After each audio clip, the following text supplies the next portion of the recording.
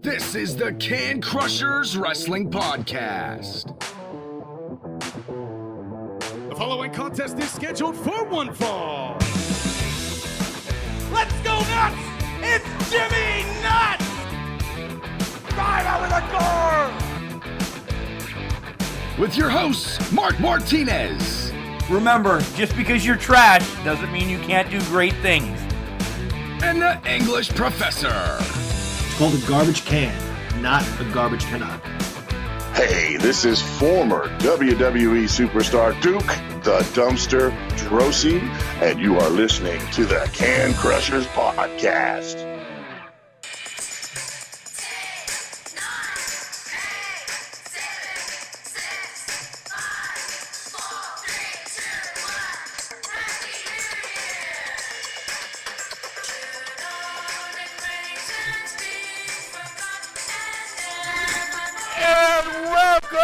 To Can Crushers, Happy New Year's, everyone! How about that new opening as I kill old anxiety? Oh my God, I want to say thank you to 2-to-1 Media for putting that together for Can Crushers, and thanks to our special guest on this week's Can Crusher Spotlight, Nick Lendl, the voice that you hear, bringing Can Crushers to life. The start of a new season, the start of a new year, the start of so much. Thank you, Nick Lendl. Thank you, 2-to-1 Media, for bringing this new intro to Can Crushers. Unbelievable. New year, new intro. And who else do we get to talk to but the man himself, Nick Lendl. You guys are going to get this interview right after our Collar and Elbow sponsorship. Guys, Collar and Elbow, you know it's the shirts that we wear here on Can Crushers. You know it's the great Macho Man shirts. It's the Dusty Rhodes shirt. Come on, guys, you've been on Collar and Elbow. Continue to check them out. New merch all the time. And when you go to check out, type in Can Crushers. That's a capital C in Can, capital C in Crushers. You'll get an extra 10% off your order when you do that. Guys, when you come back, you're going to hear from Nick Lendl. We've met him in IWC. He's in ROH. He's everywhere, and I can't wait because I have so many questions for him. I'm going to nerd out a little bit because Lendl and the Can Crushers go hand in hand with media. And maybe it's 2-to-1 Media. We don't know. All right, let's go to Collar and Elbow, and we'll be back. Wrestling. A love and a passion we all share. I've started a wrestling brand. The wrestling brand. A brand founded on the aspects of wrestling. Two entities working together to create a product that connect emotionally for people everywhere. Collar and Elbow is the brand. Passion and love for wrestling is the drive. I am Al Snow, and this is Collar and Elbow, the wrestling brand.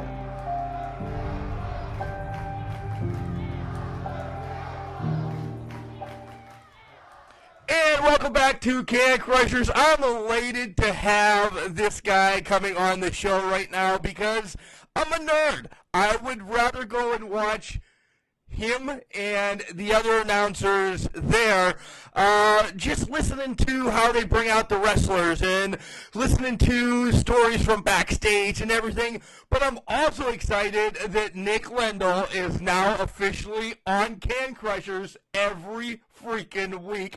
Nick, welcome to the show. Thanks for having me, man. Hey, thank you for coming on and doing those spots for our intro. Between you and 2-to-1 Media, that's a sweet new intro for us. Thank you very much. Oh, absolutely. Yeah, 2-to-1's awesome. I love what they've done with IWC over the last few months. Jeremy's awesome, really easy to work with. And I was happy to do it for you guys. Awesome. So you got into announcing, but let's rewind as we always do, because you're announcing wrestling. So there's a love for wrestling there as well. Where did that start from? Oh, man.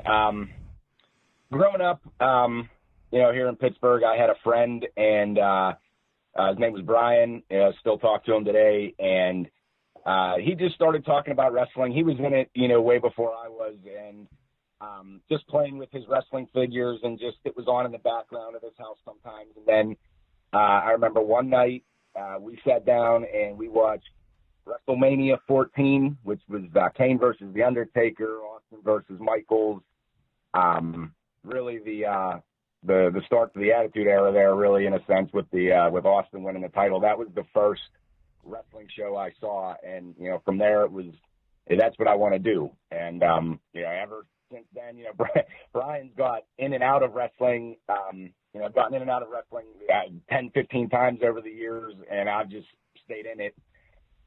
Just like everybody else, all my friends were into it in the late 90s when it was popular, the Attitude Era. People still talk about it.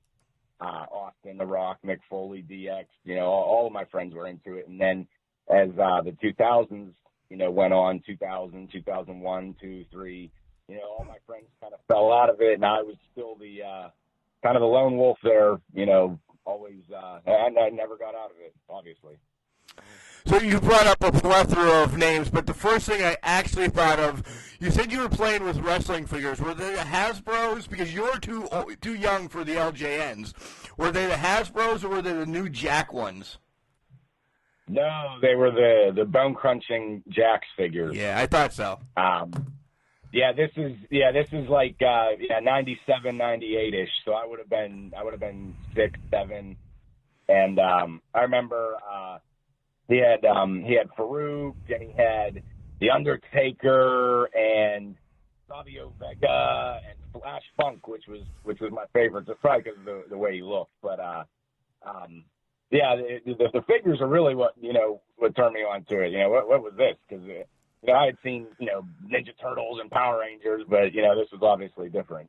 The Flash Funk one with his blue leisure suit with the hat that was removable was epic. It really was. That's the one you had? Yes. Yeah. Yes, absolutely. Quick story, the English professor and I, his parents owned a pizza shop, imagine that, and once pizza shop would close, we would drive an hour away to our closest Walmart, and we knew Tuesday night their truck would come. As soon as the lady would put down the wrestling figure box, we were like, I don't know, hyenas on a dead carcass or something, ripping these boxes open, fighting over whatever. And we're 18, 19 years old at this time still, and we're still fighting over wrestling figures. So that's the love that we have. So we understand that. That's fine. I still have them hanging on a spare bedroom here, and the wife hates it when we get a new package in the mail because she knows what it is. But hey, man, I'm in the business and I still collect them. A lot of guys do, so well, who cares about that? You don't be embarrassed about that. Oh, no, not at all. I can say this because Mrs. English Professor doesn't listen all the time. He goes back and gets some of the LJN customs where they're like taking out a loan for some of those ones that they're making now. They're awesome. But, oh, my God, he's so much into LJN. Nonetheless, we don't want to talk about the English Professor. He's not here. You brought up some names. Who are your favorites to watch, though, back then? You said Stone Cold and, Undertaker and Kane got you into it and everything, but your favorites, if you were a wrestler, who were you going to say, I want to be just like him?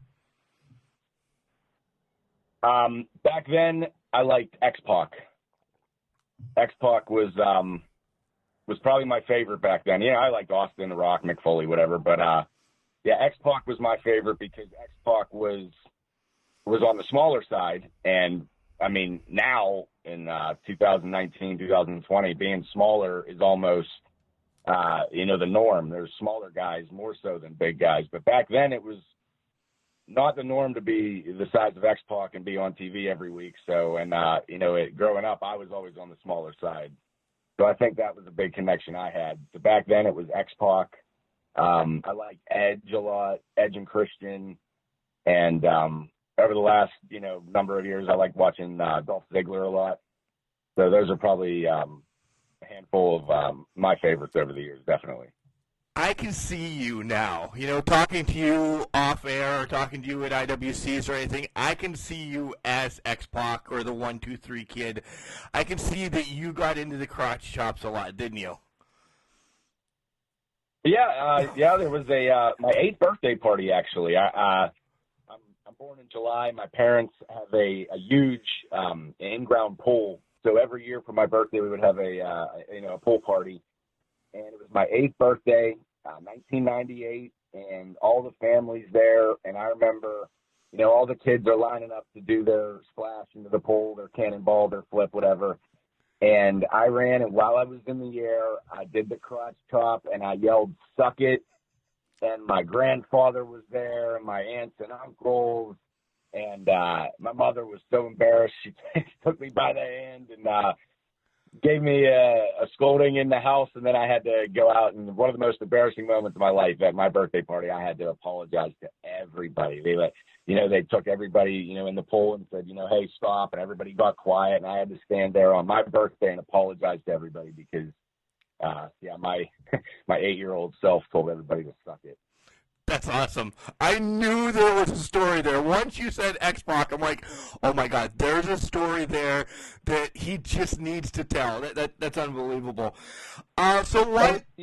To this day, I got to be honest. I've worked with so many big names and legends and Hall of Famers, and to be honest with you, X-Pac is probably the one guy that I would still mark out for in 2020. I would love to meet X-Pac and hang out and talk with that dude for 5-10 minutes. That'd be awesome. That you've already jumped to the end of the segment, so all right, Nick, thanks for coming. No, that's always my last question, but thanks, that's good. I lost train of thought now. Oh, so why not get into wrestling? Yeah, I know you said that you're on the littler side, but why not get into wrestling? I don't know. As I was growing up, the only two things I ever wanted to do was, before I found wrestling, my dad was in a bunch of oldies bands. He still is. He performs all around Pittsburgh, and I wanted to be a singer. Up until about the age of 7, 8, and then it turned into wanting to be a wrestler. And like I said before, back in the 90s, early 2000s, being on the smaller side was a huge, huge disadvantage for you. So by the time I got into high school, I started playing sports. I played football, I ran track, and I was in the gym every single day. And my senior year, I was like 170 pounds. And that's after being in the gym, every single day. I would get up and, it's actually funny. I would get up. I can't believe I did this now, looking back on it. But my dad, would get up at, 4 or 5 in the morning to get ready for work. And I would have him drop me off at the school. And I would actually go into the gym before school started and, get a workout in before the day and then do it again after. That's how dedicated I was to it. And after about 3 years of that, I was only 170 pounds, and I realized, I might not, make it to WWE because at that point, I wasn't really invested in the indies. I didn't even really, I knew the indies existed, but all I had heard about the indies were 30 people in a high school gym, like legends way past their prime. I never heard any positive things about the indies, so I never really pursued that. So once I realized, I might be too small for this, I knew that I still wanted to be in the business somehow. Being in the wrestling business was what I wanted to do, was what I was going to do. So I just had to find another avenue. I didn't really have any interest in being a referee, but I did have that previous experience of my dad being in a band and singing with him and growing up with the musical side of things. So I transitioned into that and started pursuing announcing. And who did you watch to get your announcing from? I know there's two of them that, you would think Howard Finkel or Mean Gene. They're before your time, but you know about them, right? Who else did you watch? Tony Chimmel. Ah, nice. Yeah, Tony Chimmel was my favorite ring announcer of all time. Above Finkel.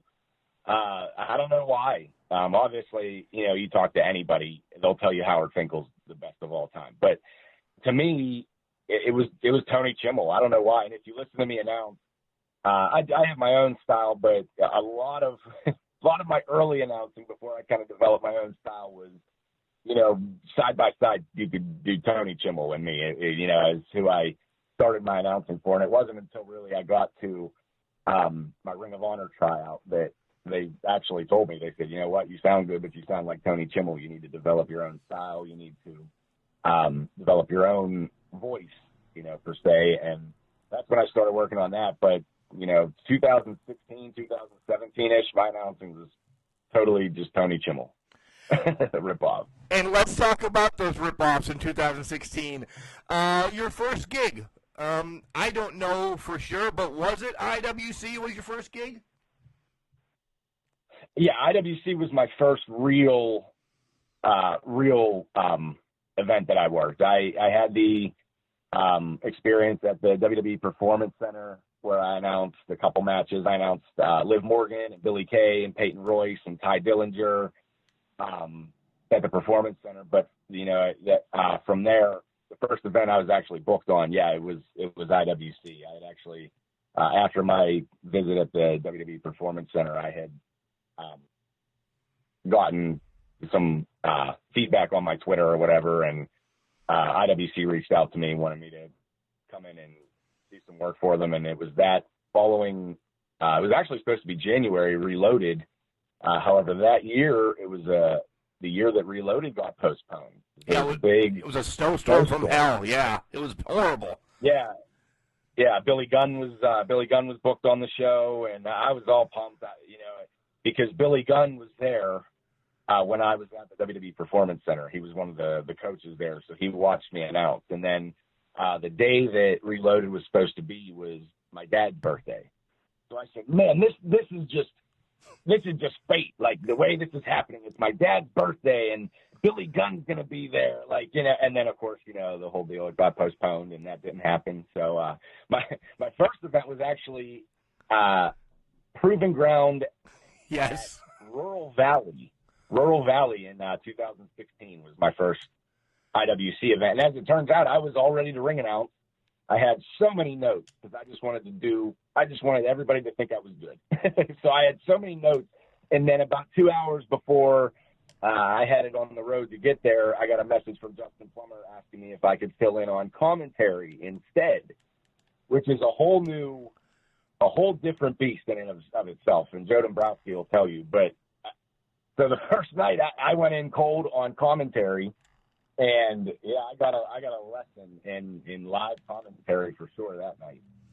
Yeah, it really is a different aspect. You have to call what you see. You can't really have notes, right? Yeah, and that's that's what I did. And I was in there with Farnsworth, who's very underrated. Farnsworth's awesome, and my problem is I was supposed to be the color guy, and even when I commentate with Joe Dombrowski, which is very far in between, because I really don't commentate. I did a couple months ago in Clearfield because they needed somebody to step in. But especially working with Dombrowski, it's so hard for me to be the color guy. I want to call moves, and I want to 1, 2, kick out, drop that. Like, I want to call the moves, and it's hard for me to sit back and lay out and let somebody else call the moves and me just kind of talk about the story. So that's been the most difficult thing for me. But you know what? That's how you learn, any aspect of the business. I've done commentary, I've rang the bell at ringside. I've kept time, obviously I ring announce, I do backstage interviews. So anything that I can learn or get my hands on, I want to. I want to learn as much about this business as I can, because then you become more useful, if you know more than one trick of the trade. Right. That's great. Great segue. What is your? We're going to jump ahead since you've already stolen my thunder. What's your overall goal then? Like, do you want to be a promoter someday? Do you want to, tell Justin Plummer you're fired? But don't get rid of Jenny. We love her too much. No, absolutely not. I have no aspirations to do that. I have so much respect for Justin Plummer and Jenny and what they do and how much time they put into what they do. Because, I've been around, 14, 15 states at this point, and IWC is one of my favorite places to work. The production, the talent, the locker room. It just feels like it just feels different. It feels like a level above. And I know the pressure that they feel every month, whether it be, oh, this guy canceled last minute, or, oh, this guy doesn't want to do this, or whatever the deal may be. I know what he goes through, and I don't envy him at all at this point. Now, you want to talk, like, aspiration-wise, I'm doing it now. It works out. My wife works during the day. She works Monday through Friday, and I stay home with our 2 daughters. And then on the weekends, I'm doing the wrestling. Most of the time it's easy because it's just a day or two. A couple weeks ago with Ring of Honor, I was gone for 4 days, so that was kind of hard. But I like what I'm doing now because I'm able to spend time with my family. I haven't had to miss anything. My daughter's in dance and the whole deal. I haven't had to miss any of her recitals or holidays, and especially the Ring of Honor schedule. It's not too demanding to the point where I hate life and want out. And they let me do what I want to do also, as long as it doesn't conflict with them. So that's why I still do boxing shows. I still do MMA shows locally. I just did a show here at the Rivers Casino a couple weeks ago and beginning of December. So, I mean, if WWE called me tomorrow, I don't know. It'd be different because I don't know if I'd want to be gone that long. Be on the road that much, away from my family. I kind of like what I'm doing now. So there's the old saying, if it ain't broke, don't fix it. But you never know. A year from now, I might be saying something totally different. All right. So WWE, everybody knows WWE's schedule is 350 days plus. How about if AEW calls you tomorrow with Tony Khan money and says, hey, all you have to do is be in Jacksonville this Wednesday, the following Wednesday, Winston-Salem, da-da-da-da-da. You're still only 1 day away from your family, and we're going to throw boatloads of money at you. Well, that's another thing, too. I thought about it a little bit, and if they would call me, I would definitely talk to them. Cody is the reason I got on TV the first time. Cody, when I kissed Cody's ring, that was the first time I ever got on TV. So I owe a huge debt of gratitude to Cody. And obviously in Ring of Honor, working with the Young Bucks and SCU, and obviously even locally here, working with Britt Baker, Wardlow. So I know a lot of those guys. Even the referees, Paul Turner, he's a great guy. Worked with him in Ring of Honor for a few years. So, like I said, it would always change if the phone rang. I can't tell you, but right now I'm happy where I am. Ring of Honor treats me really well, and I can't thank Bobby Cruz enough. Bobby Cruz gives me so many opportunities there. Bobby Cruz is the reason that I got the ring announce at Madison Square Garden this year. Bobby Cruz is the reason that I've been on TV a lot more than I probably would have if it wasn't for him, and that it could have been a lot worse because, I'm thankful that we have the relationship we do. We have a great relationship. He could have saw me as, look at this punk kid coming in trying to take my job. And he doesn't think that way. He thinks of me as someone that just wants to learn from him and someone that respects him because he's absolutely, I believe, the best ring announcer in the business right now. Above anybody in any company, WWE, AEW. I love Justin Roberts, but to me, Bobby Cruz is the guy, and it goes beyond wrestling to me because we have very similar paths in the sense that Bobby Cruz has 2 daughters, and they're obviously a lot older than my daughters. They're college age, but I see on Facebook all the time that Bobby is at their hockey games. And Bobby is at their college visiting them. And Bobby, is taking them here. And Bobby, Bobby, Bobby does the PA announcing for his daughter's college, games. Like, you know what I mean? Bobby is so involved in his daughter's lives. And, not only do I aspire to be as good of an announcer as he is, but above that, if I, in 20 years from now, can say I am as good of a dad as he is, I'll be so happy, because I look up to him in that sense. I see him with his girls and how he treats them, and he brings them backstage, and they hang out at Ring of Honor events, and he's split up from his ex-wife and him, separated a while ago. So for him to be separated with his wife and still be that close to his kids and do everything he does for them, I just respect that so much. And that's, to me, when I think of Bobby Cruz, like I think of Bobby Cruz, the dad and the person, because of the opportunities he's given me and the way I see he treats his girls. He's top notch. And ring announcing secondly, that's exactly, that story is amazing. I knew of Bobby. I've seen Bobby on TV. I've seen him on ROH. I didn't know all the backstory that you just said. And Nick, I see that in you.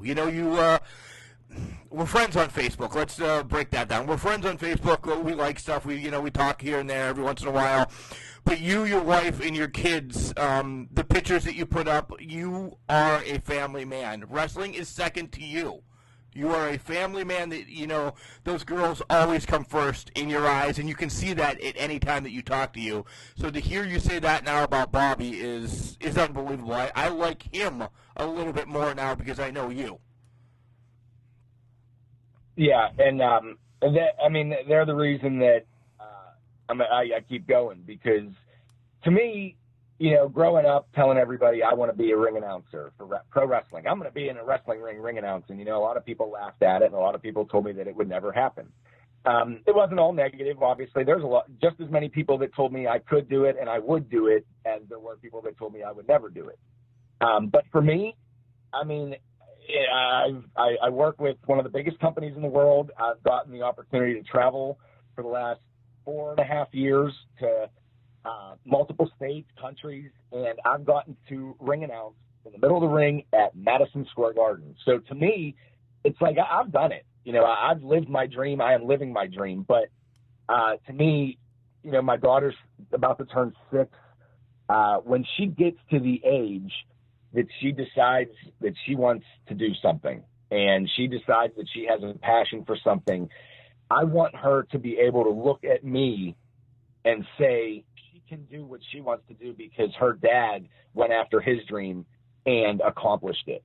Yes. When I was her age, I want to be an announcer, and her dad went out and accomplished it. So for her to see that it is possible that close to home, because, her, family and teachers and all that, they're going to tell her that she can do it. But for her to have an example like that, it keeps me going on days that I'm gone for 3 and 4 days. But I know that, I get that phone call an hour before the doors open, and my daughter's there saying, hey, we're going to be watching tonight on Honor Club or whatever. And they're so excited and proud of me. And that's another thing, too, is my wife, man. You said my wife, she's so important to me. She tolerates it. I can say that much. She does. I see her at IWC. Yeah, she tolerates it. She goes to the IWC events, and I feel so bad for her. Like I said, I was gone for 4 days a couple weeks ago. Now she's home with the girls. Like, that's all her. She has no help.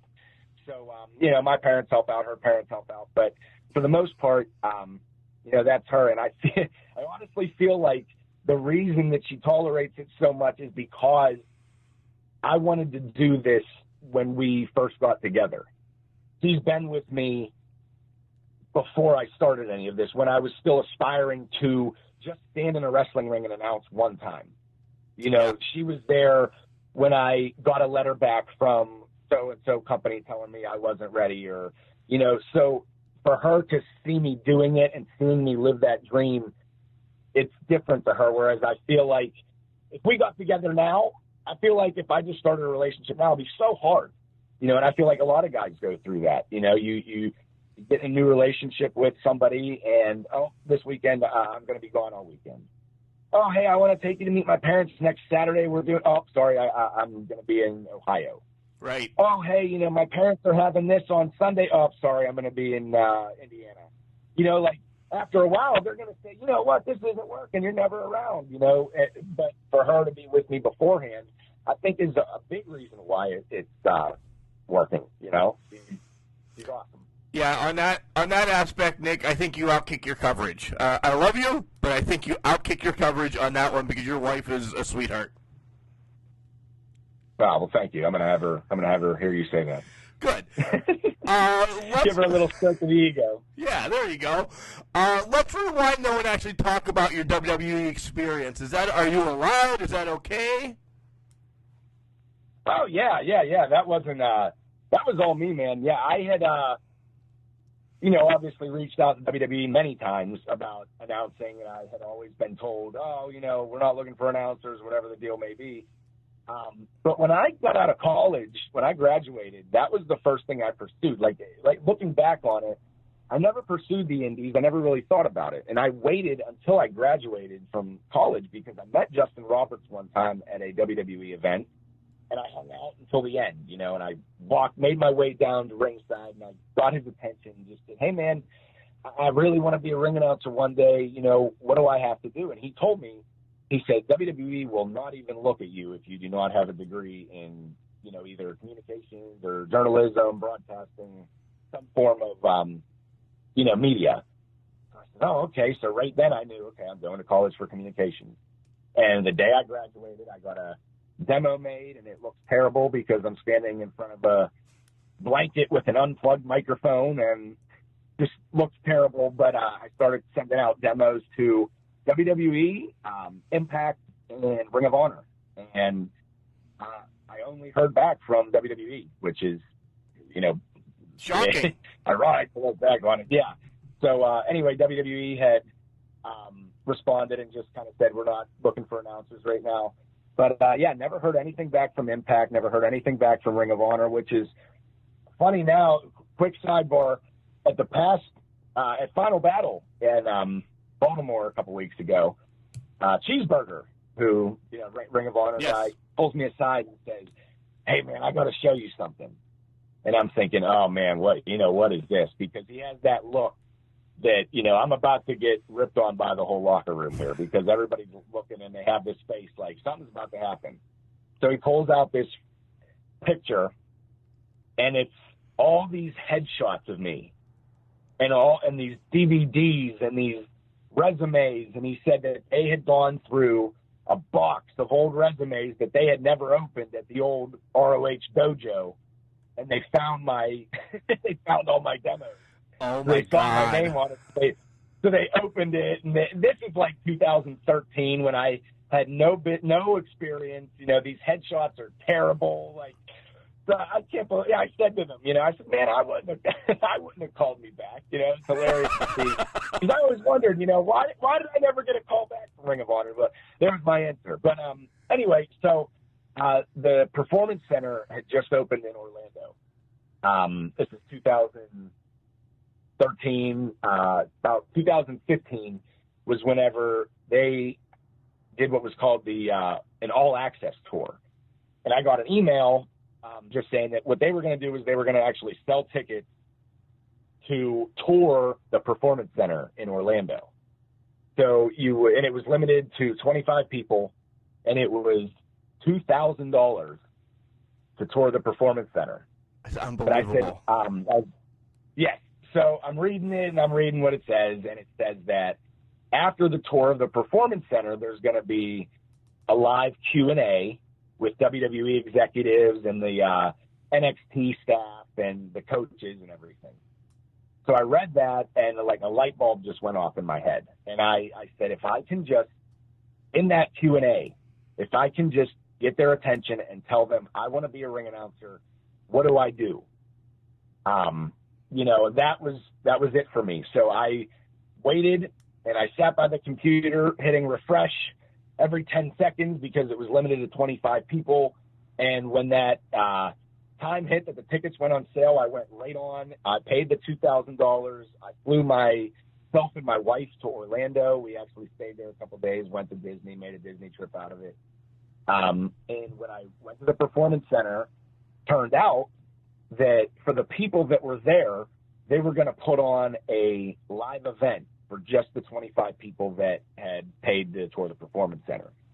So they set up chairs around ringside, and they were going to have 5 or 6 matches, in-house for the people that toured the Performance Center. And they said that, we were going to be part of the show. So there was a championship match, and the one girl got to hold up the title in the middle of the ring before the bell rang. And the one guy got to ring the bell. And, the one guy got to be somebody's manager and, walk to the ring with them or whatever, you know what I mean? Damn, this sounds great. This sounds great, though. Yeah, it was awesome. Because as they're going down the line, they're asking people, what would you like to do? So they said to this girl, what would you like to do? And she's like, oh, can I be a manager? Can I do this? And all that. And when I said, oh my God, this is better than I thought, because they're going to come to me and I'm going to say, can I ring announce? And that's what happened. Matt Bloom had come to me and said, what would you like to do? I said, I want to ring announce. Now, keep in mind, I'm in a suit. I knew this going in. Everybody there's in their T-shirts and their wrestling gear, and I think a couple guys even came with belts to get signed and everything. Well, I'm in a suit because I have a plan with this. So I get in the ring and I ring announce, and of course, they're just thinking, okay, this guy's going to ring announce, it's going to be whatever. But after I ring announce the first, funny thing is, the first people I ring announced were Billy Kay and Peyton Royce. That was the first match. It was a tag match. It was Billy Kay and Peyton Royce versus Liv Morgan and Aaliyah, who is in NXT right now. Right. And when I announced Billy Kay and Peyton Royce, there was chatter among the NXT guys, and they're just talking amongst themselves and whispering in each other's ears. And I didn't know what was going on, but I got out of the ring, and it was Billy Gunn who came up to me and said, "Hey, you're really good." He said, "Where do you work?" And I said, "Well, I don't work anywhere." And he said, you don't announce anywhere? And he said, you sound like you're a ring announcer. You're in a suit, and I told him, I said, that was the first time I've ever ring announced. So he said, hold on a minute. So a couple minutes later, Matt Bloom came over, who's the head coach, Albert Tensai. And he says, hey, would you want to ring announce a couple more matches? Well, yeah, for the hell yeah. No, I'm done. I'm good. Thanks. Yeah, this is my dream. So I ended up ring announcing Ty Dillinger, and then I ring announced the main event. The main event at the show was actually for the women's championship. It was Bayley and Alexa Bliss. Nice. So, so I ring that because, and now keep in mind, this is about the time frame here. This is when NXT was, Finn Balor was there, Enzo and Cass were still there.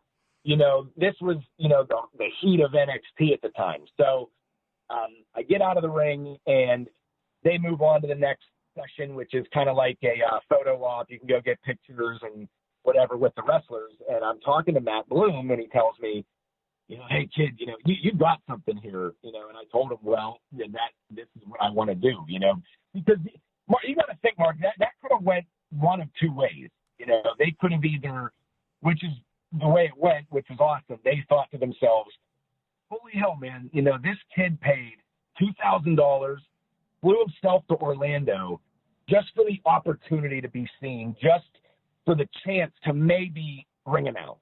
Right. You know what I mean? And that's the way they thought. But it could have went the other way. Look at this Mark paying $2,000 to come down here and play ring announcer for a day. You know what I mean? And I was worried. I didn't know which side of the fence they were going to lean on. But obviously it leaned toward my favor. So Matt Bloom said to me, well, we're not looking for announcers at the time. They had Dasha at the time.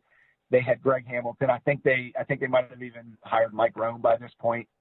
So they weren't really looking for ring announcers, but he, again, just like Billy, asked me where I was working indie-wise. And I told him, I said, I'm not working on the indie. So he asked me where I was from. I told him Pittsburgh, and he told me to get in touch with a couple companies. And he said, here are some top companies in Pennsylvania, Ohio area.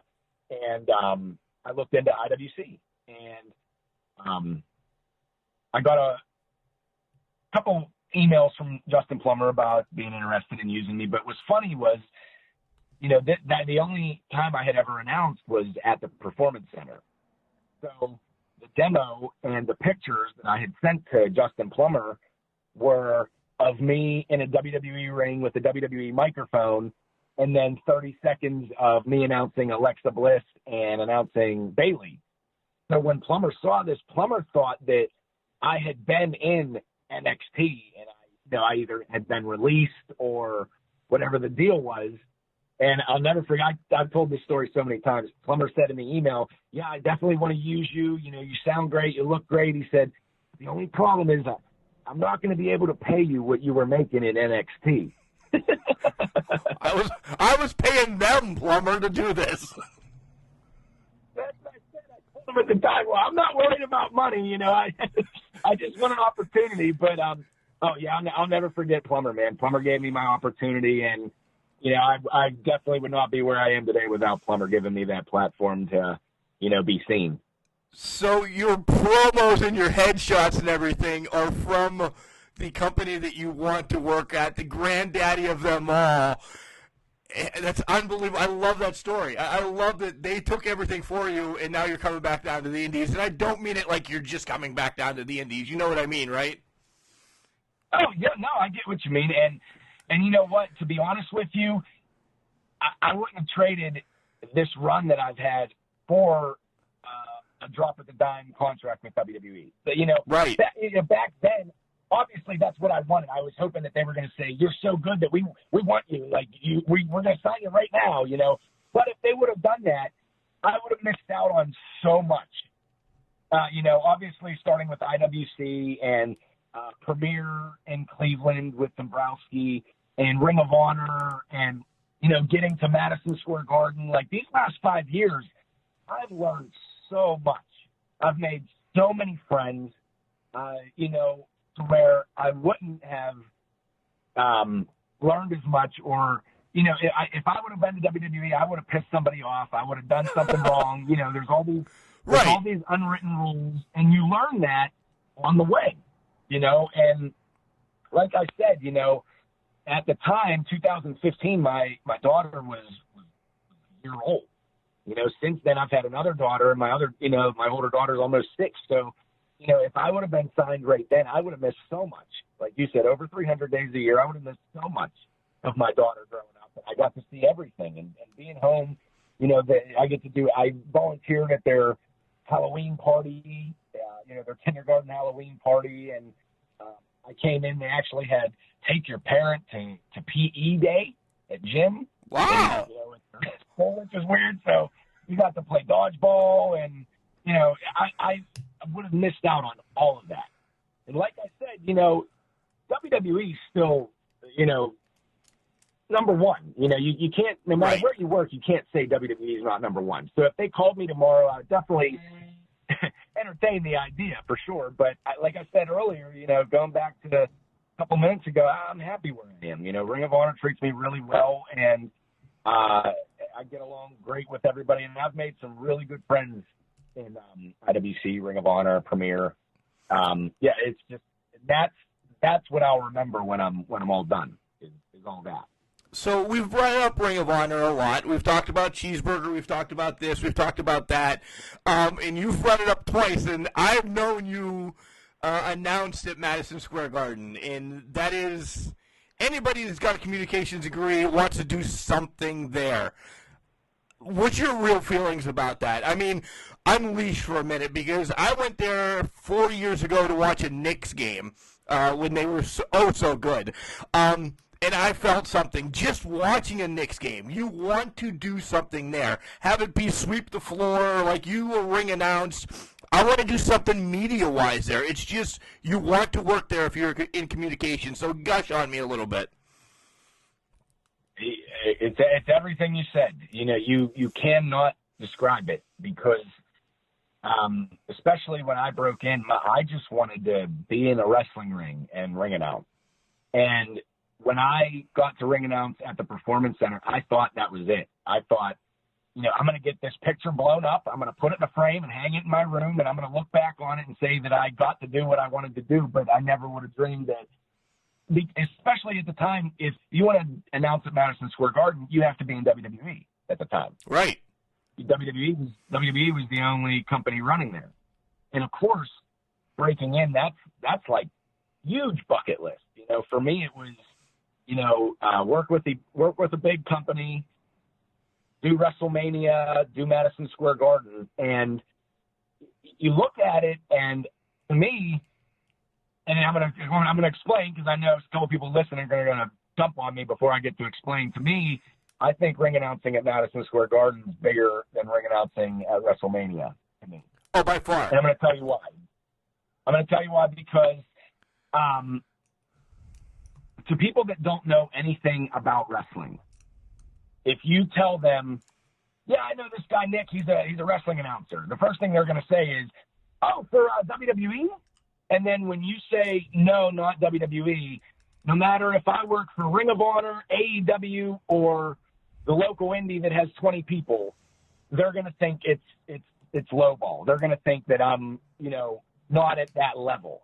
You get what I'm saying? You know, like Vince McMahon? Oh, no, not that company. And then it's like, oh, okay, I get it. Like, he works those local shows. Like, you get that stigma almost. And but to somebody that's never watched wrestling or has never been into wrestling, doesn't get it, whatever the deal may be, and you say, yeah, I got the ring announce at WrestleMania, they'll say, oh, that's pretty cool, man. Like, that sounds like a big deal.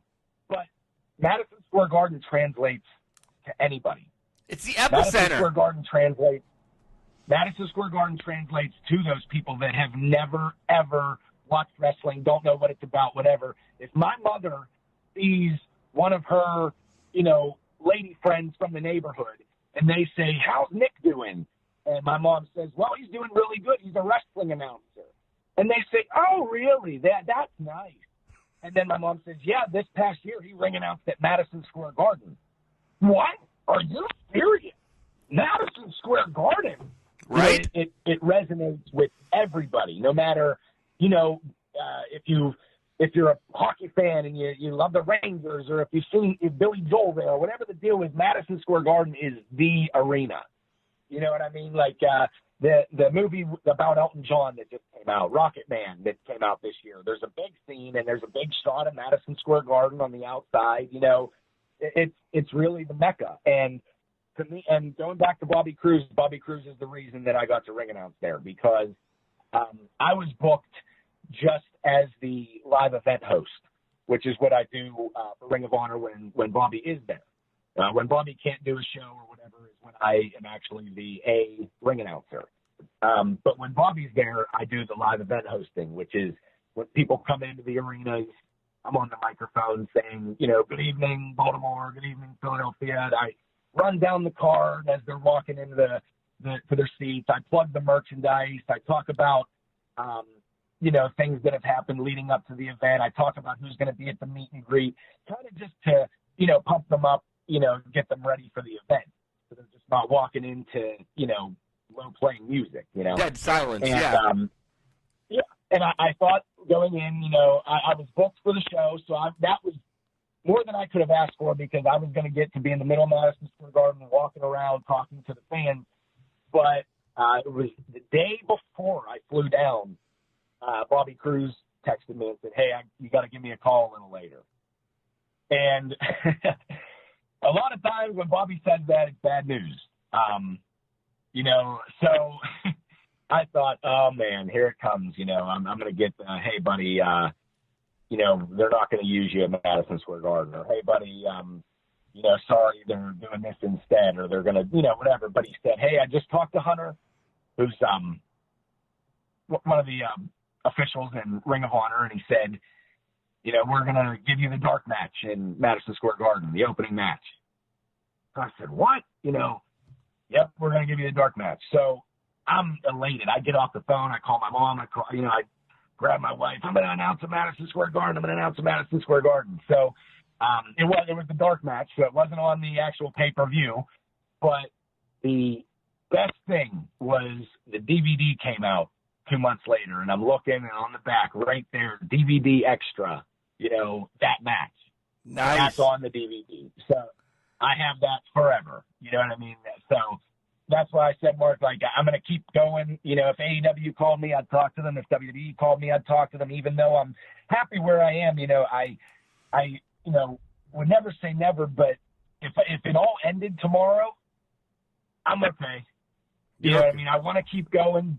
But I'm so happy and proud of what I've accomplished already that, you know, it's one of those things like you got to keep going, but I'm satisfied, you know, but I still have that hunger to move on, you know, and do what I can. Without a doubt, we all do. I completely agree with you. Let's shift gears, though, a second. Silly question brought in actually from my son Ethan, and I'm gonna give it to you. What names do you like announcing? I mean, don't just do one so you don't get yourself in trouble, but, you know, the Rated R Superstar or Steve Austin. I mean, they all have their, you know, catchphrase names. What are a couple of yours that you just, in your head, are marking out as you're saying them? IWC, it was always Gory.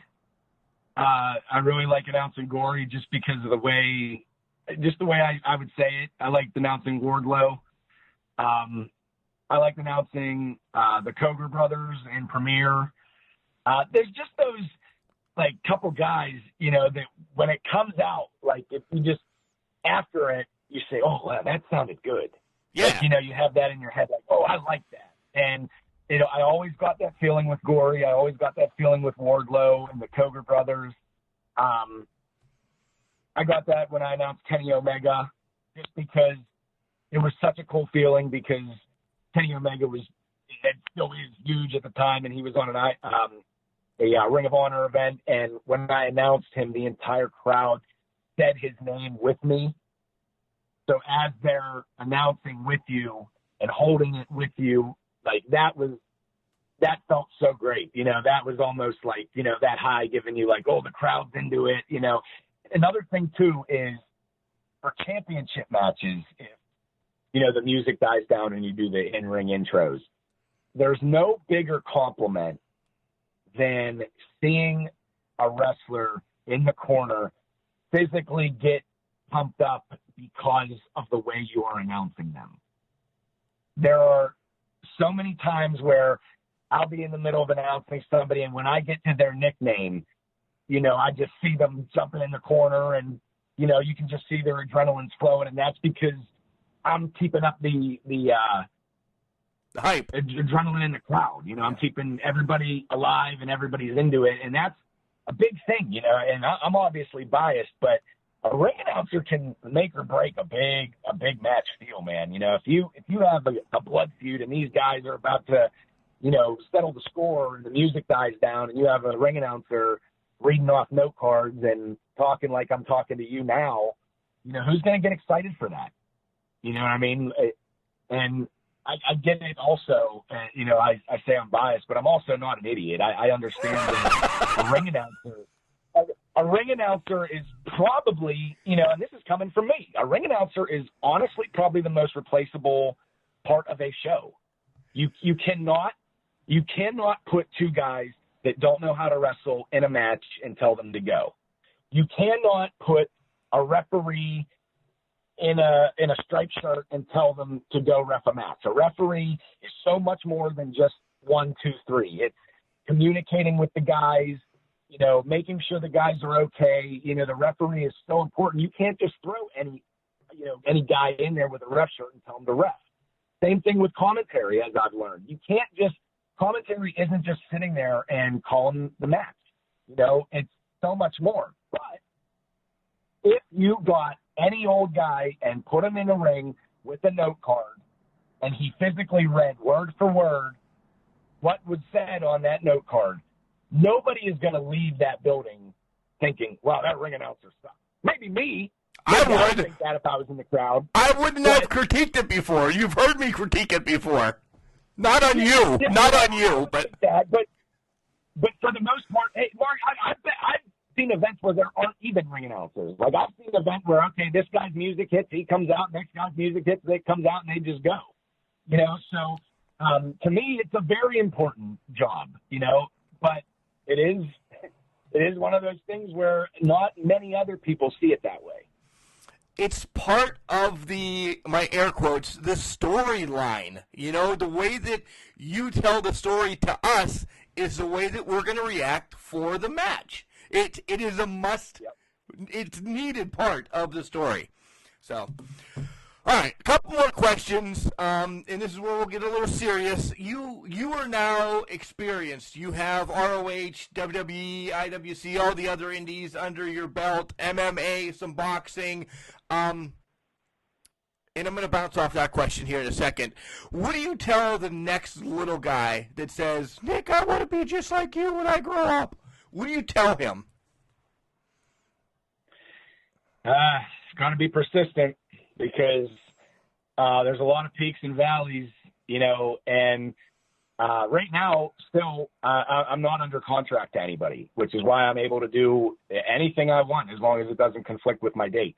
So there's going to be some rough months where you may not get as many bookings, or the hardest thing is breaking in. I tried so hard to break in, you know, but the problem is, like I mentioned before, they either, oh, well, my buddy does it for free, or, oh, we already got a guy. Because when you're a wrestler and you reach out to a promoter, there's usually, you know, they could say, oh, you know, come hang out. Maybe if somebody doesn't show up, if you have a broken down car, we could put you in that spot. Maybe there's a battle royal that you can be thrown into. But most of the time, a ring announcer is a single spot. It's one guy for each company. So if I contact this guy and his buddy does it for free, why does he have any interest in booking me? If he's going to book, you know, I don't know, if he's going to book some big name indie guy that's making waves right now, why is he going to spend money on me instead of them? You know, the people are going to get more excited for Nick Lendl ring announcing an event or a big name indie wrestler. Like, come on, I know the answer to that. But the problem is just getting in. I had so many indies tell me, you know, and it was hard because I would watch these indies, you know, when I was just breaking in. And I would think to myself, like, I think I'm better than that guy. Why am I not on there? I would see people in cargo shorts and tennis shoes ring announcing. And I'll tell you what, like, I worked a show that was in the middle of summer, like over 100 degrees, and I was in a suit. You know, that's what you do. You know what I mean? I don't like when referees wear shorts, and I don't like when referees have their shirts untucked. Like, you call me cynical or whatever, but I don't like that. And it's hard. The hardest thing is to break in, but I will tell you, if you want to do it, you can do it. You know, it takes a while to get to where you want to be, and you got to pay your dues. This business is a very, very much a pay your dues business. I've driven to states and paid for hotel rooms and have not been paid for shows, you know, when I first started. You know, my pay, you know, and I'm going to do my air quotes, you know, my pay was that exposure, you know, for that night, you know, what have you. And it just becomes more. When I started with ROH, I wasn't officially booked the first time I announced for ROH. I did my tryout at the dojo, and they said, you know, hey, well, you know, you're ready for TV. We'd like to use you. But the smart thing that Ring of Honor did is at the tryout, they didn't give anybody a yes or a no as far as a contract. They'd give you a yes or no as in, yes, you're ready, no, you're not ready. But it wasn't a yes, you're ready, let's sign you. So they said to me, they gave me the yes, but it was, now you have to show up. They want to see, and that's smart. I like it. Yeah, that's a great idea.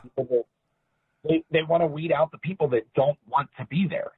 So I looked at the schedule, and the very next event was 2 weeks from there, and it was in North Carolina. So I called some buddies. I said, hey, it was June, you know, July, whatever it was. So I said, hey, you know, we're going to go to North Carolina. So I got us a rent-a-car. I got us a hotel room, and we drove the 7 hours to North Carolina. I got into the building because they knew who I was from the tryout, and they were so impressed that I had driven myself to North Carolina without any guarantee that they let me do the dark match.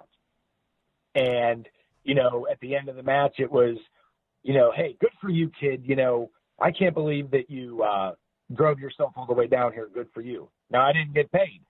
But to me, I'm texting everybody, holy cow, I just ring announced for Ring of Honor. Oh, my God. I didn't care about the money at that point. So I looked. The next event, Atlanta, Georgia. Oh, my God, I'm not driving to Atlanta. That's like 11 hours. Okay, let's look at flight. Me and Joe Mandak, who's a referee for IWC now, works for Ring of Honor with me.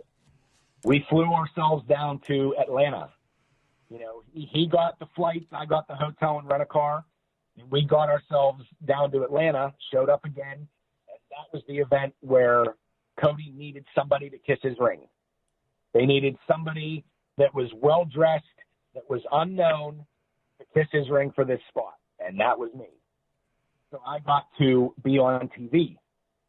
So I'm texting everybody, and now again, I did not get paid. I'm texting everybody, you know, hey, look, I'm going to be on TV. I did this thing with Cody Rhodes. It's going to be awesome. So then, after that, it was, hey, you know, we could really use you in Lakeland, Florida next month. Are you available? Well, yeah, I'm available. Okay, we'll fly you down. We got a hotel room for you. Oh, get out. No way. All right, I'm getting flown now. Then it was, okay, Baltimore, Philadelphia. I do the Baltimore show at the end of the night. I get an envelope with money in it. What? Then I'm starting to get booked. And then I get booked regularly. Then I'm, you know, starting to fill in for Bobby at events to the point where now I'm getting checks in the mail from Sinclair Broadcasting. You know, but this is like 4 years in the making, Mark. You know? And to somebody like my mother or my wife who may not understand, you know, my dad got it because, like I said, my dad's a performer, you know. My dad understood, but my mom could not for the life of her understand why I would pay to fly myself to Atlanta to not get paid, to why I would drive myself to New Jersey 6 hours away and pay $200 for a hotel room for the night to not get paid. She did not understand that. But when I tell her, hey, I'm going to ring announce at Madison Square Garden, then she understood. You know, that's all paying your dues. That's all part of it. And if you can deal with the criticism and you can deal with being low man on the totem pole for a while and you can deal with everything that comes along with it, but at the same time, that's all you want to do, it'll happen. Because I can tell you right now, I have no plan B. There was no plan B for me. I never said, oh, I'd like to be an announcer or a this or a that. It was, I want to be an announcer. I'm going to put everything I have into doing it. So if you put everything you have into it, it'll happen. That's great advice. It really is. It's a long version, but that's great advice. I completely agree with that.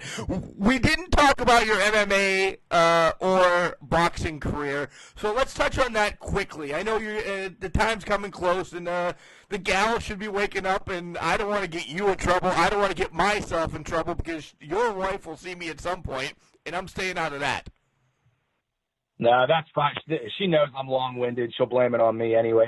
We went to my buddy's wedding a couple weeks ago. I was the best man. My best man speech went about 15 minutes, so she knows it's my fault. Okay, good then, good. So let's talk about your MMA career, boxing career a little bit. How did that come about? Was it after IWC? You know, you're looking to announce anything at one point? I had never even thought of boxing or MMA. I'm still passionate about pro wrestling. That's all I want to do. And when I started with IWC, it was about 4 or 5 months in that I had started making demos of, demo reels of me announcing with IWC or whatever. And I had put them on YouTube. And at this point, I'm sending demos to WWE still to Ring of Honor, because this is before my ROH tryout and the whole deal. And I just got an email one day from this woman, Sandra, who works for World Fighting Championships, WFC. They're located in Las Vegas. She emailed me and said that they had an event coming up at the Meadows Casino. And their announcer had backed out for whatever reason, and they only have a couple days to fill the spot. And I guess I don't know if they looked up Pittsburgh ring announcer or what they did, but they somehow came across my demo from IWC, and they liked it, and they wanted to use me. And when they told me how much money I'd be making, I thought it was a typo, because it's the most money I had made at the time. And even now, I still work for them. I still do probably 4 or 5 events for them a year. The pay I get is comparable to, the higher checks I get from Ring of Honor. So I could not believe that I was getting paid this much. So I said, yeah, I'll do the boxing, and they liked me. So from there, they started using me versus the guy that had pulled out at the last minute. So I had been filled in for all of their Meadows Casino dates. They run that building probably 3 or 4 times a year. So I was penciled in for all their Meadows Casino dates. Well, then the same thing happened in Ohio at the Cleveland MGM about a week or 2 before. A guy backed out, so they first came to me. So I kind of feel like I'm the automatic backup, because I've been asked to do a show in Connecticut for them. I've been asked to do a show in Vegas for them. I've been asked to do a show in Canada for them. So I feel like I'm just kind of like their go-to guy, which is fine with me, because around here I've done, in addition to the Meadows, like I've done shows at the Rivers Casino. There was a big event they put on in Market Square last year that I got to be a part of. And that's another reason why I love Ring of Honor so much.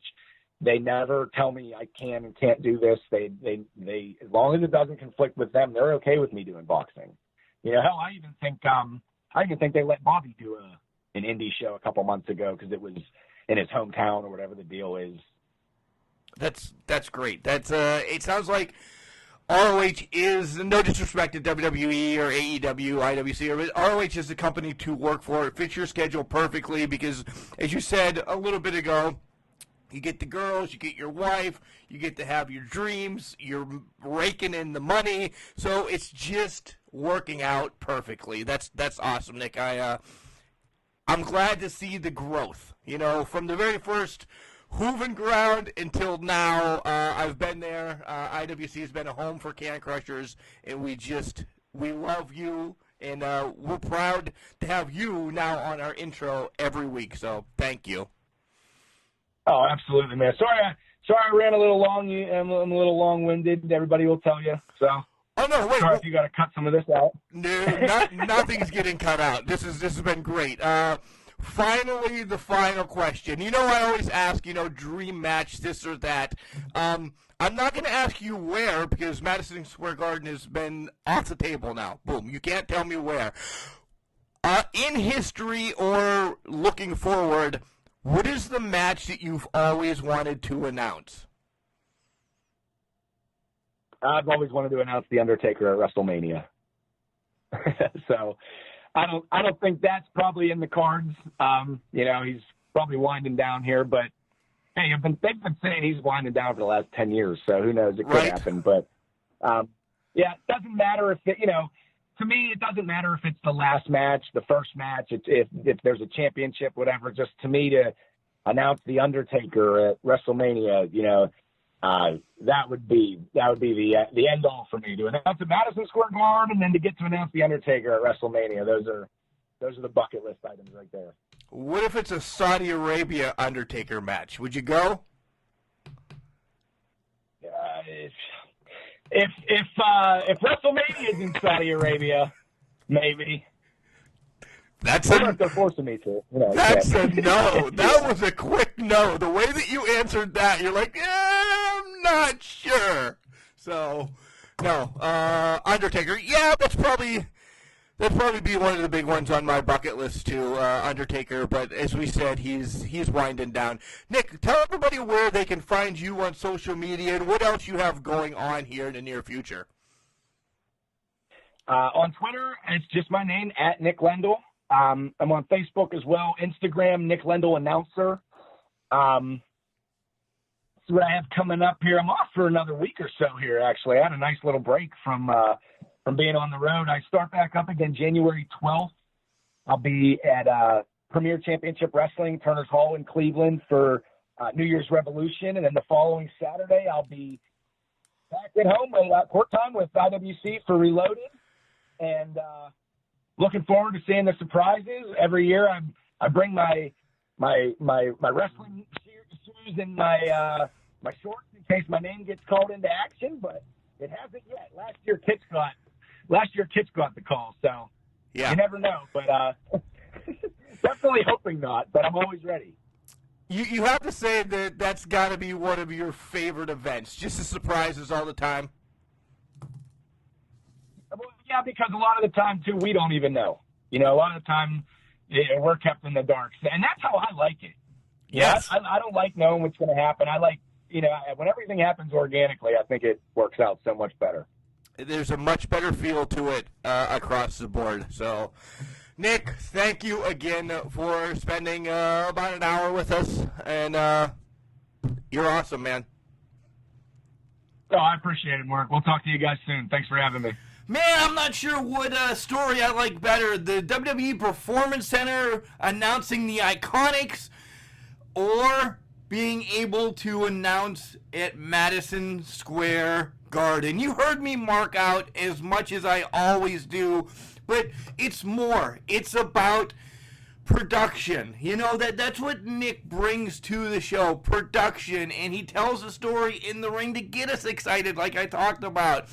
Man, this was a great interview. It really was, and I want to thank Nick for coming on today to do this. I would feel bad if he wasn't the first one to get the new intro with himself being on the show. Why give him the old intro when he is part of Can Crushers now, and we love it, and we really love it.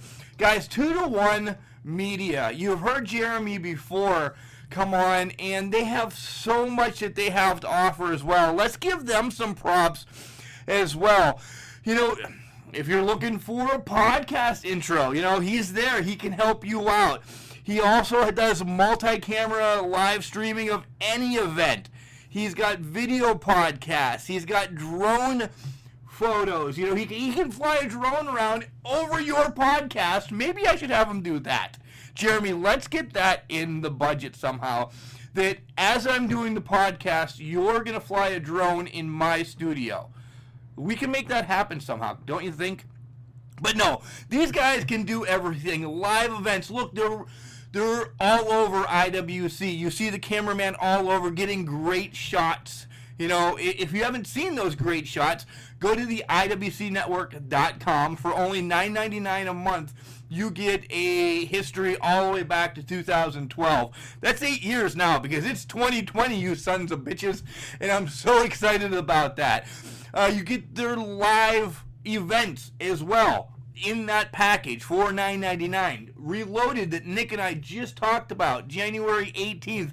This is a show that surprises of all surprises. Nobody knows who's going to be there. We'll talk more about Reloaded as we get closer.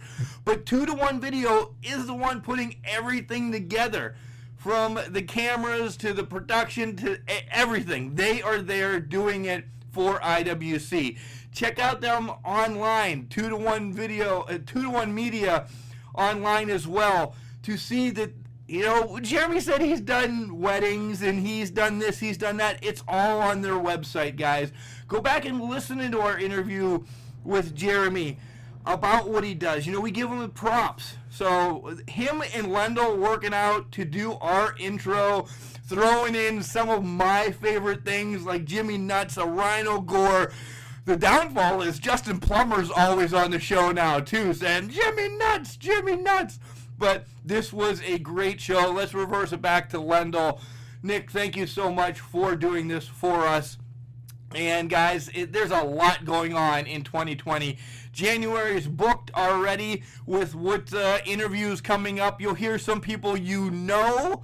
You'll hear some people you may not know, but you should be paying attention to. And we're having a great time.